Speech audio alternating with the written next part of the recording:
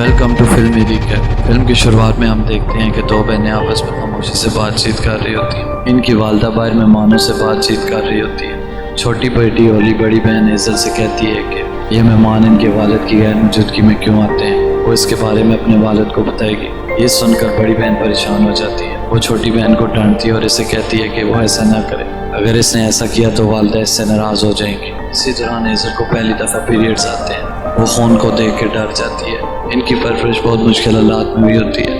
इन्हें इस बारे में कुछ भी मालूमात नहीं होती। खून को देखकर ओली डर जाती है और अपनी माँ को खौफनाक तरीके से बुलाती है। खून आलूदा अंडरवेयर को देखकर इनकी वालदा रोने लगती है। वो ओली से एक गेम खेलने को कहती है। इस गेम में ओली आंखें बंद करके 1 से 100 तक गिनती है और फिर इस अमल को दोबारा दोहराती है। वो हेज़ल को अपने साथ ले जाती है और कमरे का दरवाज़ा बंद कर देती है। कुछ देर बाद ओली को कमरे का दरवाज़ा पुरअसरार तरीके से खुलने की आवाज़ आती है। उसकी गुड़िया ज़मीन पर पड़ी होती है। वो अपनी गुड़िया को उठाती है और माँ और बहन को तलाश करने के लिए निकल जाती है। वो सीढ़ियों से नीचे उतरती है और थोड़ी देर तलाश करने के बाद अपनी माँ और बहन को देखती है। वो जब इन्हें देखती है तो वो खौफज़दा हो जाती है और ज़ोर से चिल्लाती है। इसकी वालदा इसकी बड़ी बहन हेज़ल को टॉयलेट में डुबा रही होती है। वो वहाँ से भागती है और एक छतरी के नीचे छुप जाती है। उसकी माँ एक चाकू उठा लेती है और इसे ढूंढना शुरू कर लेती है। वो वहाँ आए मेहमानों की तरफ मुड़ती है और इन्हें यहाँ से जाने का कहती है। इसी दौरान ओली तेजी से भागती है और पर्दों के पीछे छुप जाती है। वो पर्दों के दरमियान से अपनी वालदा को देखने की कोशिश करती है पर वो सामने मौजूद नहीं होती। वो इसके पीछे खड़ी होती है। वो ओली की तरफ छुरी उठाती है और इसे डराने की कोशिश करती है। इसकी पागल माँ इस पर छुरी से वार करने की कोशिश करती है और इसे कहती है इसके पास इसके अलावा कोई चारा नहीं। इस दौरान ओली का बाप सामने आता है और अपनी बीवी को पुरसुकून करने की कोशिश करता है। इन दोनों के दरमियान लड़ाई शुरू हो जाती है। ओली की माँ इसको छुरी से मारती है और इसको अपने खून में डुबा देती है। इस लड़ाई के दौरान इनका बाप मर जाता है। वो यहाँ से भागने की कोशिश करती है। इसकी माँ अपने खावन की लाश के नीचे से आवाज़ देती है और कहती है वो इसे अकेला छोड़ के यहाँ से न जाए। ये सीन यहीं ख़त्म हो जाता है। फिल्म के अगले सीन में ओली को जवान दिखाया जाता है। वो एक टिम नामी आर्टिस्ट से शादी कर लेती है। वो दोनों बच्चा पैदा करने की कोशिश कर रहे होते हैं। अपने खावन के साथ टाइम गुजारने के बाद ओली बाथटब में खुद को फारिग करती है। माज़ी में हुए वाक़यात की वजह से ओली टॉयलेट में वॉशरूम नहीं करती। वो इससे डरती है। इसके बाद वो कुछ पिल्स लेती है जो बच्चों की पैदावार को रोकते हैं। वो इसने अपनी बचपन की गुड़िया के पीछे रखी होती है। अगले दिन वो स्टोर में एक माँ और बच्चे को देखती है जिसकी वजह से इसको पैनिक अटैक आ जाता है। इसको बाहर एक शीशा मिलता है जो वो उठा लेती है और इसे अपने साथ घर ले आती है। इसके बाद वो घर वापस आ जाती है। जाके इसे अपनी नई किताब के बारे में बताता है। वो इसे बताता है कि वो किताब इसने कुदरत के बारे में लिखी है। वो इससे किताब का बुक कवर दिखाता है और इससे पूछता है कि किताब का बुक कवर कैसा होना चाहिए। ओली इसे बताती है कि ये खूबसूरत है पर अफसरदा है। वो उस शीशे से कुछ बनाने की कोशिश करती है। इसके बाद वो अकेले डांस करना शुरू कर देती है। इस दौरान इसको अपने खामों की याद आती है और वो अपने आप को फिजिकली टच करना शुरू कर देती है। इसी दौरान इसे अपना माजी याद आ जाता है। वो यहीं रुक जाती है और रोना शुरू कर देती है। इसके बाद वो एक रेस्टोरेंट में अपनी 3री एनिवर्सरी मना रहे होते हैं। इनके 2 दोस्त भी इनके साथ होते हैं। टिम इन्हें बताता है कि वो बच्चा पैदा करने का प्लान कर रहे हैं। वो दोनों इन्हें मुबारकबाद देते हैं। यहाँ टिम इन्हें अचानक एक नए फिरके के बारे में बताता है जिन्हें umbrella of love and mind कहा जाता है। इस फिरके के सरबराह का नाम भरोसा होता है। वो इससे बताता है कि वो इनके ऊपर एक आर्टिकल लिखेगा। वो बताता है कि इनका ख्याल है कि जल्दी क़यामत होगी और तबाही होगी। ओली को इस फिरके के बारे में मालूमात होती है। 2 साल कबल इसकी एक दोस्त वलेरिया इस फिरके के साथ जुड़ी थी। वो इस फिरके के साथ जुड़ने के बाद फौरन गायब हो गई। ओली ने मजीद बताती है कि वलेरिया टाउन में ही है। अगर वो इससे मिलना चाहते हैं तो वो इसे इससे मिला देगी। कपल उनसे मिलने से इनकार कर देते हैं। इसी दौरान एक छोटा बच्चा ओली को पकड़ लेता है और वो अपने आप को छुड़ाने के लिए जद्दोजहद करती है। वो इस हादसे की वजह से डर जाती है और रात को सो नहीं पाती। इसके बाद वो इस कमरे में जाती है जहाँ इसका खामन काम करता है। वो इस आर्टिकल को ढूंढ रही होती है जिसमें इसका खामन क़यामत और भाई के बारे में लिखा होता है। वो ये आर्टिकल ढूंढ रही होती है तो इसी दौरान इसको एक न्यूज़पेपर नजर आता है। इस न्यूज़पेपर में इसके साथ हुए बचपन के हादसे के बारे में लिखा होता है। यहाँ इसको ऐसा लगता है कि टिम इसके साथ हुए हादसे के बारे में नहीं जानता। इसी दौरान इसको एक आवाज़ आती है और वो इसकी तरफ जाना शुरू कर देती है। यहाँ इसको अपने बचपन का कमरा नजर आता है और वहाँ से इसे एक हाथ निकलता हुआ नजर आता है।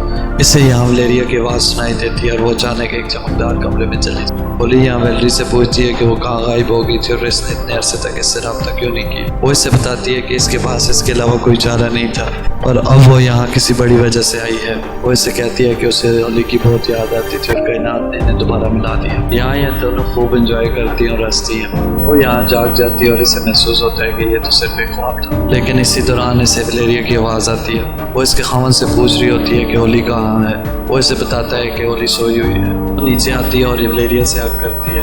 ولیریا سے بتاتی ہے کہ اس نے بھی ایسا ہی خواب دیکھا ہے جس میں قسمت ان دونوں کو ملا رہی ہوتی ہے۔ ولیریا اس سے اتنے عرصہ نہ ملنے پر اس سے معافی مانگتی ہے۔ معافی مانگنے کے بعد ولیریا سے ULM کے ایک سیمینار کے بارے میں بتاتی ہے اور وہ ان دونوں کے اس میں آنے کے لیے انوائٹ کرتی ہے۔ ہولی ہمیشہ سے ولیریا سے محتاط رہتی ہے۔ اس کے بعد ان کو رات کو ایک سیمینار میں دکھایا جاتا ہے۔ ٹم یہاں حیران ہو کر ویلری سے کہتا ہے کہ اس سیمینار کے لیے پیسے کون دے رہے ہیں۔ وہ ساتھ ہی سے کہتا ہے کہ وہ لازمی بروز ہو رہا ہو۔ وہ یہاں رچ سے ملتے ہیں اور بہت خوش ہوتے ہیں۔ رچ یہاں ہولی سے کہتا ہے کہ وہ خوش قسمت ہے کہ وہ اس کی فیملی سے ملا ہے۔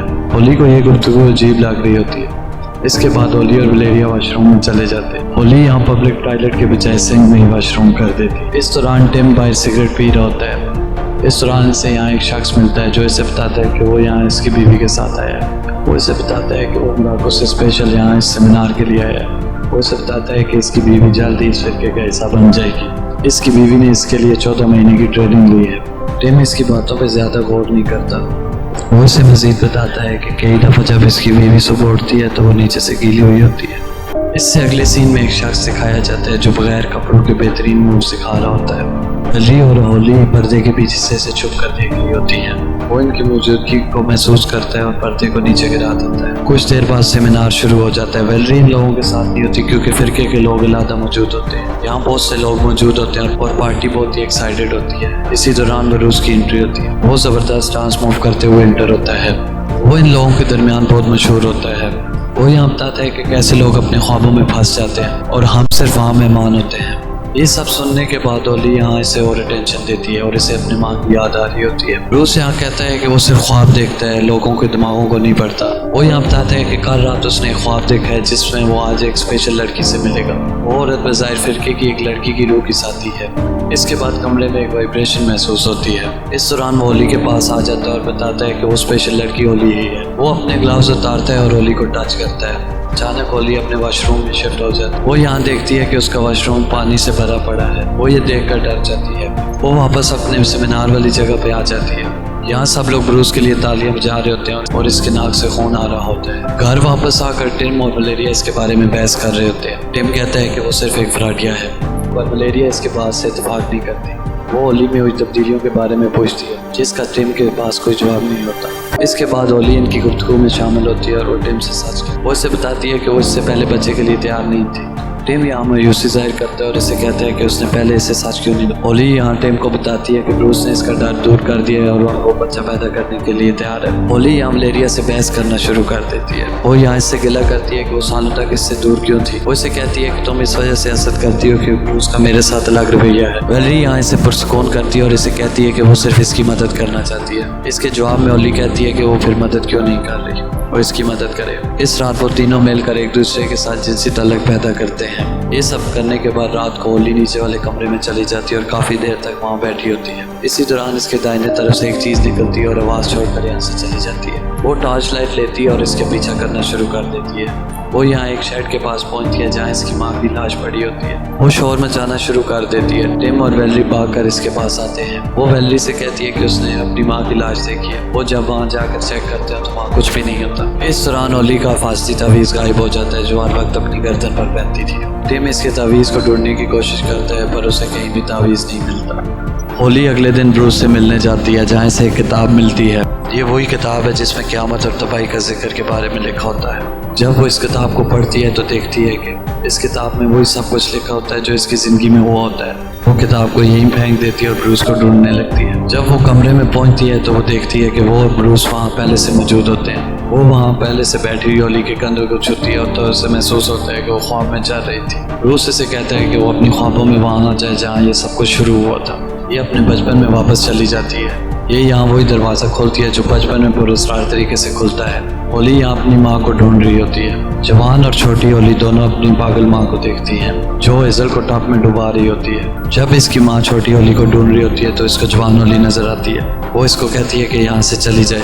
یہ وہ آواز ہے جو شروع میں ماں مہمانوں کو دے رہی ہوتی ہے۔ जवान ओली ये सब वाक़या देख रही होती है। वो यहाँ देखती है कि जो आज छोटी ओली जब पर्दे के पीछे छुपी होती है तो हेज़ल इसके पीछे आती है और वो हेज़ल को छुरी मार देती है। वो समझती है कि वो इसकी माँ है। जवान ओली यहाँ चलाना शुरू कर देती है और कहती है कि उसने अपनी बहन को नहीं मारा। वो ख्वाब से बाहर आ जाती है। ब्रूस इसे यहाँ पर सुकून करने की कोशिश करता है पर वो यही दोहराती है कि उसने अपनी बहन को नहीं मारा। वो ख्वाबों के सिलसिले में नहीं फंसती और यहाँ से निकल जाती है। ब्रूस इसे रोकने की कोशिश करता है क्योंकि यहाँ वो मास्टर विजिटर होता है और वो यहाँ से चली जाती है। वो घर वापस आकर टिम और वलेरिया को ढूंढती है पर वो इसे यहाँ नहीं मिलते। यहाँ उसे हेज़ल दिखाई देती है। ओली हेज़ल को पुकारती है पर वो यहाँ नहीं रुकती और खून में लत पर वापस चली जाती है। यहाँ वैलेरी इसे हिलाती है और ख्वाबों की दुनिया से बाहर लाती है। इस ख्वाब के दौरान वो देखती है कि टिम इसके तावीज़ के साथ जंगल में मौजूद है। इस दौरान ब्रूस इसे कहता है कि वो एक इकलौता शख्स है जो इसे ख्वाबों की दुनिया से बाहर ला सकता है। इस दौरान टिम यहाँ आता है और ब्रूस इसे गले से पकड़ लेता है। टिम यहाँ कहता है कि वो ओली से मोहब्बत करता है पर ब्रूस इस बात को नहीं मानता। वो आहिस्ता आहिस्ता मौत की तरफ जा रहा होता है। इसी दौरान इस फिरके के बहुत से लोग यहाँ आ जाते हैं। ब्रूस इन्हें अपने बच्चे कहता है।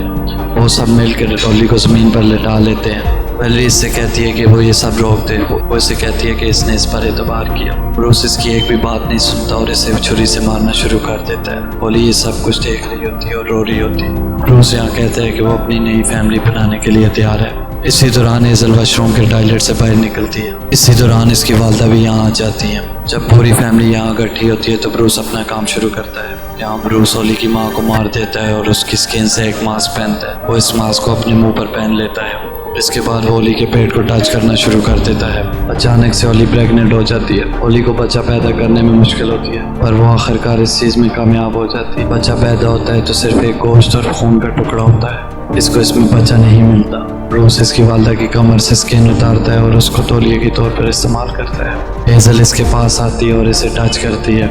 जब वो ऊपर मुड़ के देखती है तो वो हेज़ल नहीं होती। वो औरत होती है जो इसकी पेंटिंग में मौजूद होती है। ये सब होने के बाद ब्रूस और इसके तमाम फिरके के लोग नए मास्टर के सामने झुकना शुरू हो जाते हैं। ओली बच्चे को उठाती है और बैल्कनी में चली जाती है। वो जब बाहर निकलती है तो वो देखती है कि हज़ारों लोग नए मास्टर को ज्वाइन करने के लिए आ रहे होते हैं। इसी दौरान ब्रूस विक्ट्री का हॉर्न बजाता है। आसमान पे हॉर्न की तरह की शक्लें बनने शुरू हो जाती हैं। ये तमाम मनाज़र उसी बुक के कवर की तरह होते हैं जिसका नाम तबाही और क़यामत होता है। तो दोस्तों मिलते हैं एक नई फिल्म के साथ।